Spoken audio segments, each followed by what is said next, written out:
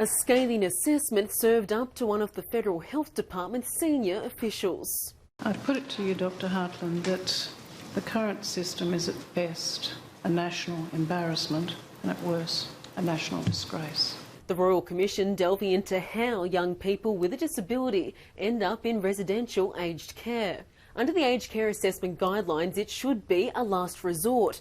But amid allegations assessors haven't always sought alternatives, procedures were again in the spotlight. I wouldn't want to leave the Commission with the impression that I thought, or the Department of Health thought, that nothing further could be done and we ought to just wash our hands of the matter.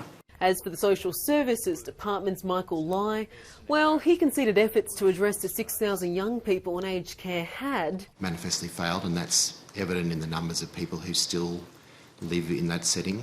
Meanwhile, the tales of hopelessness and isolation continue.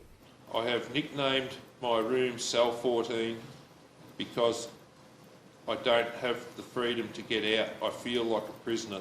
A diving accident in 2014 left Neil Radley quadriplegic. After a few years in hospital and rehabilitation, the former truckie felt he had no other option but to go into aged care. It was one of the most difficult decisions of my life. I didn't realise how good rehab was until I ended up in aged care.